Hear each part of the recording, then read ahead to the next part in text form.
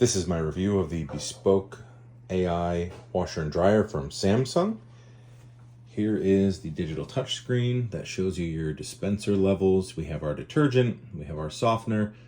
It shows normal as the next cycle. You can tap on more cycles here. And as you can see, you have all of these presets here for all of your different types of washes, your towels, your sanitizing, etc. You can flip through the menu. It tells you how many washes you have until the cleaning cycle is able to be executed. You have your energy levels, which show you how much electricity is used, how much water usage you have. You can tap on the home button to go home. This little arrow indicates a little menu bar at the bottom. You can summon Ring cameras if you have them. You can tap on the weather. You can go to Bixby here, which is like a Siri or an Amazon Alexa, and ask questions. You have your timer, and then you also have smart things from Samsung. So if you have other smart devices from Samsung, such as TVs or other appliances, you can also control them here. This is going to be the exact cycle that was just on the screen there, so you have the ability to go through and actually change water temperature, spin cycle, soil levels, how much detergent or softener you want to use. You can also turn them off if you're using Tide Pods, things like that. Has a bubble soak, which we haven't tried yet. You have wrinkle prevention, dry prep, and then how much dryness you want, all the way from damp to more dry. Obviously, selecting any of these other options, as you can tell in this left-hand corner, is going to increase or decrease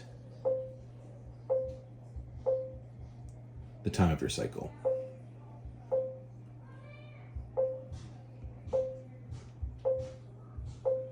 We typically wash in cold. If we go back here, we can then go over here. In this little door, you just give it a push. It's going to show you your lint trap, which actually pulls out. And then you also have a bleach drawer. So you can click on this button here and go ahead and pull out your lint trap.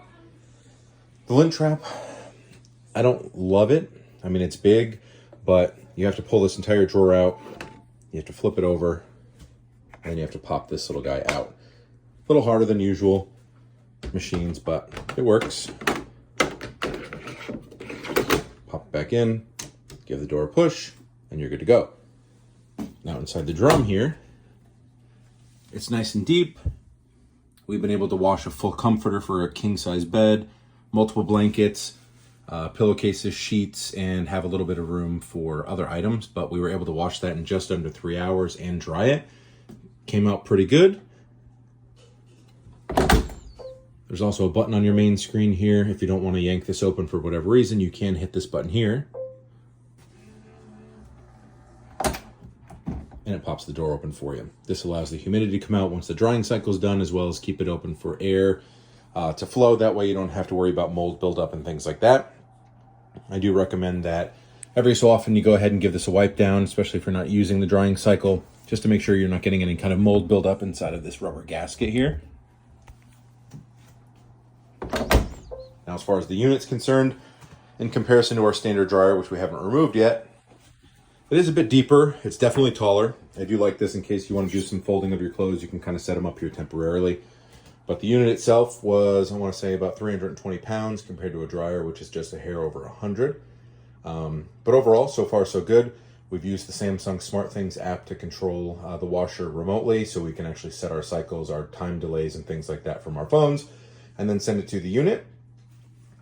The only thing that I would say is a complaint right now is when you actually go ahead and start your cycles, there's a countdown that happens, and it tells you approximately how much time you have left, but it also tells you approximately what time your cycle is going to be completed.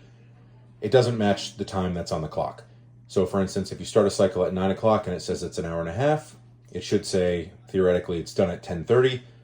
No, it'll say 1:50 a.m., 2:53 a.m., etc. It's not accurate. I've checked the date and time settings. I've automatically set them based on the internet, and I've also manually done that inside of the settings here.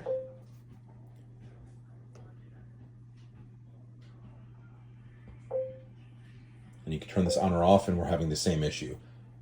Now, when we did receive this machine just a few days ago, this menu was a little bit different. All of your cycles were not in boxes, or they were in boxes, pardon me.